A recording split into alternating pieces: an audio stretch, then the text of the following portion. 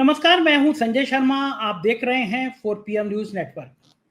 वसीम बरेलवी साहब का एक शेर है, वो झूठ बोल रहा था बड़ा एतबार से।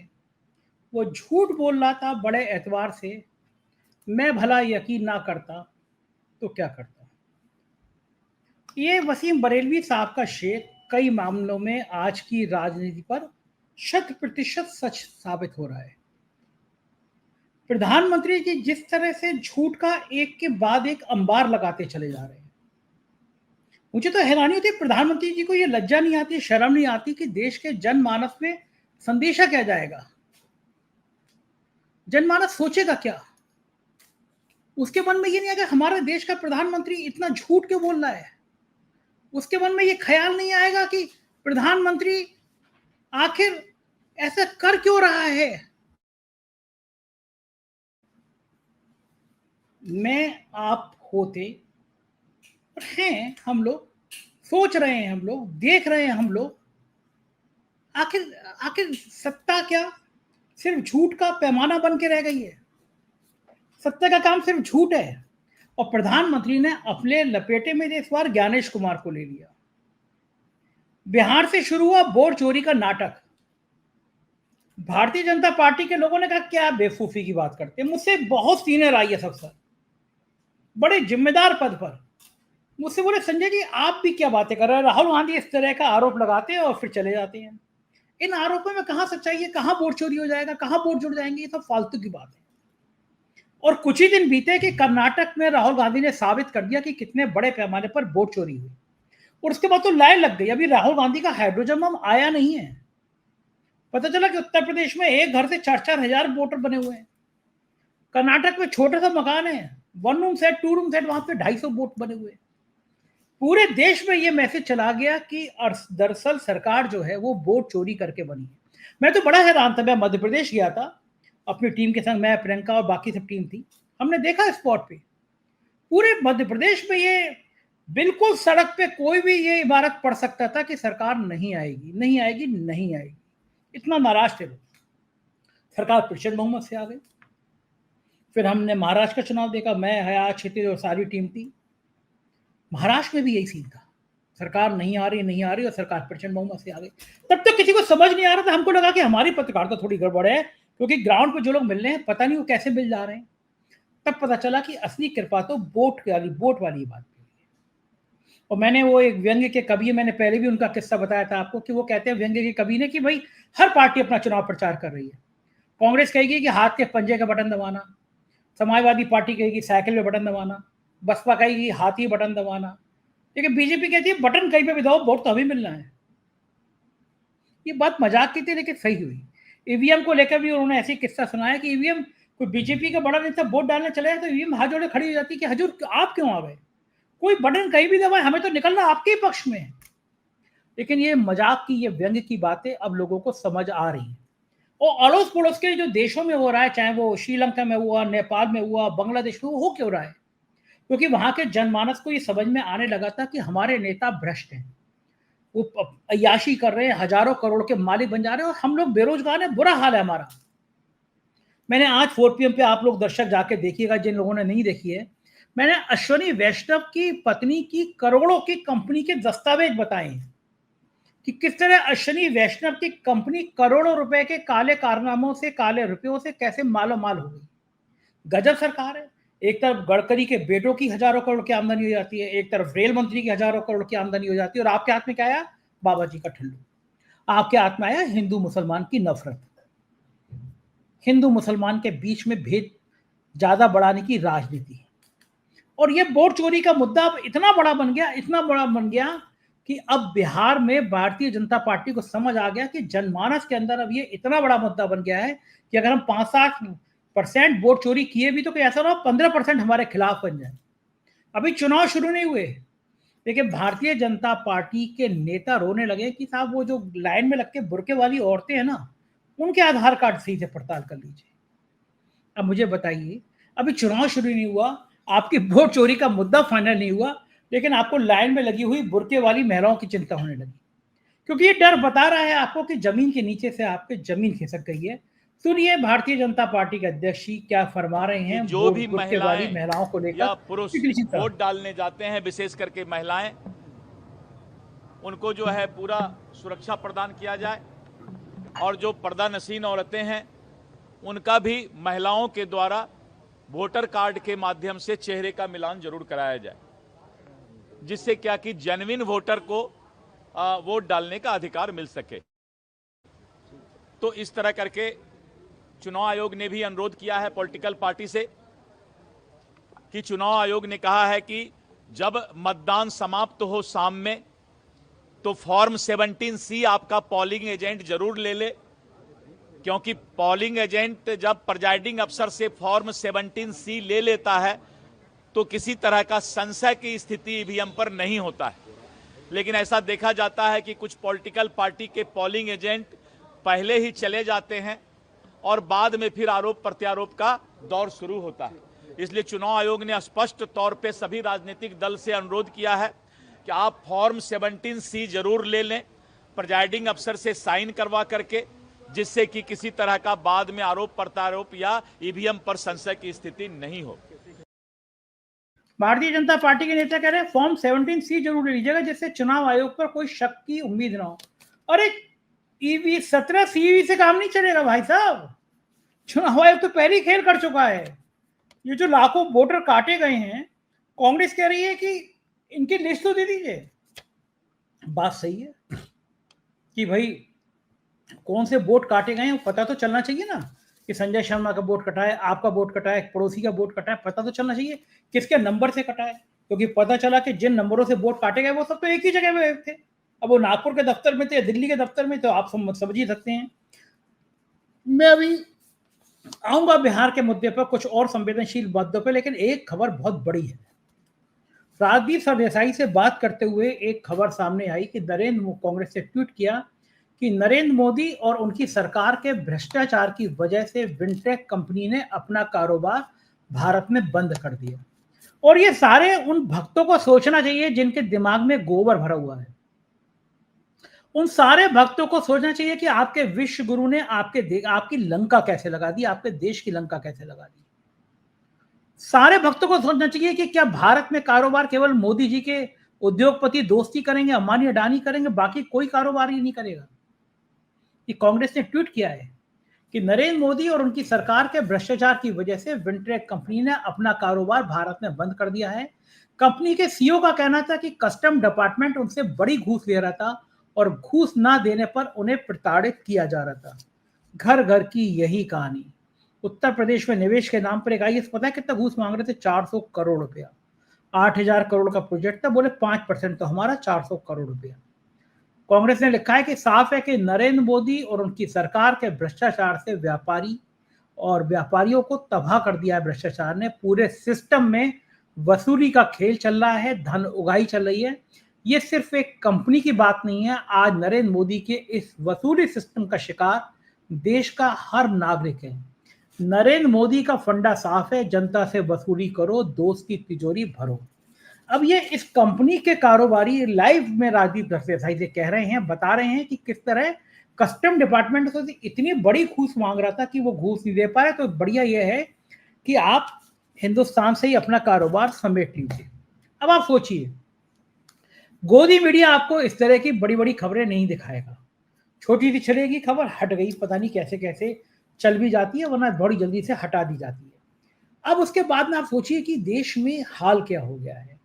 मैं अभी दुबई में पिछले दिनों रहा था, 4 PM मिडिल ईस्ट जब शुरू करना था, एक बहुत बड़े उद्योगपति के घर गया, उन्होंने मुझे डिनर पे बुलाया था। उन्होंने मुझसे कहा कि वो भारत में पढ़े लिखे, इंजीनियरिंग करी और भारत में ही उद्योग करना चाहते थे, उद्योग जमाना चाहते थे। बोले लेकिन भारत की जो हाल देखा और उद्योग लगाने के लिए जो रिश्वतखोरी देखी, उससे उनका दिल टूट गया। उन्होंने भारत की नागरिकता छोड़ दी, केन्या की नागरिकता ले ली। आज वो 10-20 हजार करोड़ के मालिक हैं, लेकिन भारत में उद्योग धंधे समेट लिए, दुनिया के 35 देशों में अपना कारोबार कर रहे हैं। मैं उन्हें बड़ी समझाने की कोशिश कर रहा था कि नहीं, भारत ऐसा नहीं है, भारत में अब क्रांति हो रही है, भारत आगे बढ़ रहा है। तो उन्होंने कहा संजय जी थोड़ा हकीकत पे आके देखिए, भारत में हो क्या रहा है। सिर्फ हिंदू मुसलमान, सिर्फ नवरत्न की राजनीति, उन्होंने मुझे उदाहरण दिया कि बंगलौर जैसा शहर, कर्नाटक का बंगलौर जैसा शहर, जो किसी जमाने में पूरी दुनिया के उद्योगपतियों को आकर्षित करता था बंगलौर, वहां पे भी हिजाब को लेकर, मीट को लेकर इस तरह का माहौल बना दिया कि वहां की कंपनियां भी पैकअप करके हैदराबाद चली गई, कि बेंगलोर अब वो बेंगलोर नहीं रहा। हर जगह नारे लगाते हुए उन्मादी लोग, कभी किसी की दुकान तोड़ दी कि तुम ये खाओगे। आप सोचिए, देश में मैं क्या खाऊंगा, मैं क्या पीऊंगा, ये कोई दूसरा व्यक्ति कैसे तय कर सकता है? ये दूसरा व्यक्ति कैसे कह सकता है कि भाई तुम आज मंगलवार है लाल कपड़ा पहनोगे, सोमवार को सफेद पहनोगे, बृहस्पतिवार है पीला कपड़े पहनोगे? इस देश में अब क्या हमारे खाने पीने की दिशा भी कोई और दूसरा तय करेगा? इस देश के जनमानस को कोई क्या इतना झकझोर देगा? क्या हमारे सारे सिस्टम कोलैप्स हो जाएंगे? संजय राउत जी हैं, बहुत बढ़िया फायर ब्रांड नेता है। इस आदमी की हिम्मत का मैं कायल हूं। संजय राउत को ईडी ने जेल भेजा, कुछ महीने जेल में रहे, लगा कि टूट जाएगा ये आदमी, लेकिन वास्तव में शिवसेना, असली शिवसेना मुझे इसी आदमी के अंदर धड़कती हुई दिखाई देती है। मैं एक बार मिला था इनसे, बाला साहब ठाकरे जहां बैठते थे, उन्होंने मुझे वो कक्ष भी दिखाया और कहा कि इस कुर्सी पे बैठा हूं तो मेरे रक्त में शिवसेना है, मेरे खून में बाल ठाकरे साहब के सपने हैं। बाल ठाकरे साहब को लेकर पिक्चर भी बनाई थी उन्होंने बताया कि अब कौन बीजेपी कैसी हो गई है, अमित शाह की पार्टी कैसी हो गई है। और महाराष्ट्र में इतने रावण पैदा हो गए, तो एक रावण अगर आप मारेंगे तो 10 रावण पैदा होते हैं यहाँ। और जब से अमित शाह की सत्ता आई है तब रावण ही रावण हो गए देश में। राम का राज्य खत्म हो गया, राम का नाम खत्म हो गया, राम का विचार, सत्यवादी विचार खत्म हो गया। कल बारिश था तो लोगों के मन में सवाल था कि आप रावण को जलाए कैसे, तो रावण को डुबाना पड़ेगा मारने के लिए। तो मतलब मुंबई में रावण को डुबाइए, बहुत से रावण है सरकार में, और दिल्ली के रावण को हम जलाएंगे। राहुल गांधी के हाथ में मशाल है, वो रावण को जलाएंगे। संजय राउत भी मतलब जबरदस्त बोलते हैं, कुछ झिझकता नहीं है, खरी खरी बोलते हैं। और सी वोटर का सर्वे आया था, उसमें राहुल गांधी की बढ़त लगातार बढ़ रही है, नरेंद्र मोदी की बढ़त लगातार कम हो रही है। और राहुल गांधी को तो बीजेपी को थैंक यू कहना चाहिए कि बीजेपी के छोटे से बड़े नेता तक हर कोई सिर्फ राहुल गांधी की माला जपता रहता है, राहुल गांधी, राहुल गांधी, राहुल गांधी। राहुल गांधी एक शब्द बोलते हैं और पूरी बीजेपी उन पर तुल जाती है कि और सालों तक मैं तो राहुल गांधी की हिम्मत का कायल हूं, क्योंकि मैं मानता हूं कि राहुल गांधी जैसा 10% भी हिस्सा मेरे अंदर नहीं आ सकता। कोई मुझे बुरा भला बोलता है तो मुझे थोड़ी सी मिर्चें लगती हैं, हालांकि मैंने अपने व्यवहार को बहुत सुधारा है, लोगों को अवॉइड करना शुरू किया, उनकी बातें अवॉइड करता हूँ कि क्यों करना, कोई नेगेटिव आदमी है, नेगेटिव आदमी से, नेगेटिव लोगों से जितनी दूरी बना लो उतना अच्छा है, जिंदगी शांत रहती है, लेकिन तब भी गुस्सा आने लगता है। और राहुल गांधी को हजारों करोड़ रुपए खर्च करके सालों तक पप्पू पप्पू कहते रहे बीजेपी के लोग, संघ के लोग, मीडिया का बड़ा हिस्सा, लेकिन राहुल गांधी ने कुछ जवाब ही नहीं दिया। राहुल गांधी का वक्त आएगा तो हम बताएंगे, अभी से क्या बताएं हवाओं की हमारे दिल में क्या है, तूफान हम क्या बताएं कि हमारे दिल में क्या है, जब वक्त आएगा तो हम बताएंगे। और फिर राहुल गांधी ने सब्र के साथ जिस तरह कन्याकुमारी से कश्मीर तक की यात्रा निकाली, उसने बीजेपी के पसीने छुड़ा दी। कपकपाती ठंड में एक हाफ जैकेट में निकले इस नौजवान ने बता दिया कि गांधी परिवार के खून में कितनी गर्मी है, गांधी परिवार के खून में इस देश को जोड़े रखने की कितनी कुव्वत है, गांधी परिवार के खून में इस देश के लोगों के लिए कैसे उनका दिल धड़कता है।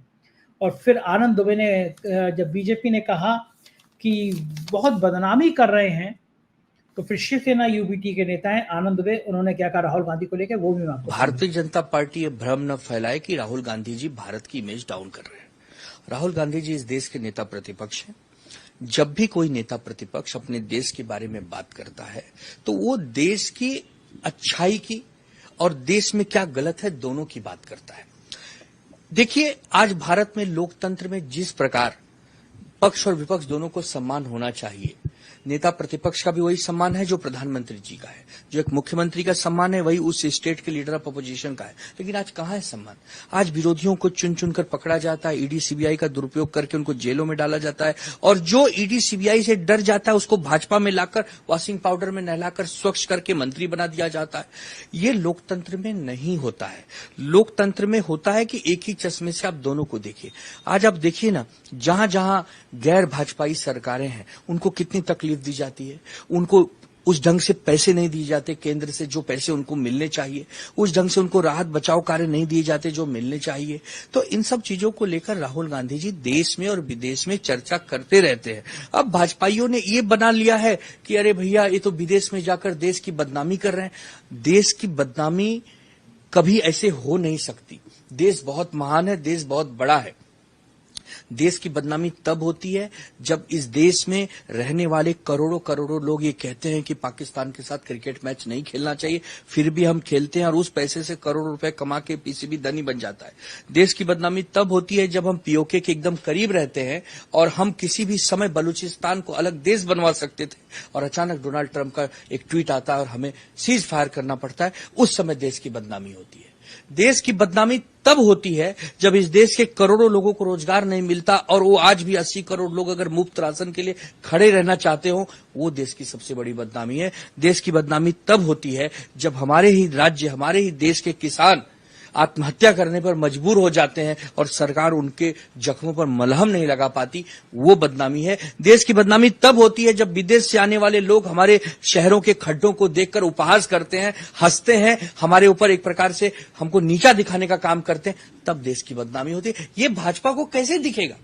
भाजपा ने तो केवल सुविधा की राजनीति की है, केवल हिंदू मुसलमान की राजनीति की है, केवल भाजपा ने अपने सदुपयोग और उसके कैसी अच्छाई हो उसकी राजनीति की है। देश कहां दिखता है भाजपा को? तो भाजपा को ना आज तक राहुल गांधी समझ में आए, न भाजपा को देश समझ में आया, न भाजपा को देशभक्ति समझ में आई।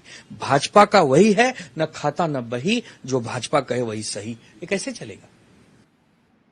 आनंद जी थोड़ा सा गलत बोल गए कि ना खाता ना बही, जो भाजपा कहे वही सही। इसका मैं संशोधन कर देता हूं, ना खाता ना बही, जो मोदी और शाह कहें वही सही। अब भारतीय जनता पार्टी बची कहां है?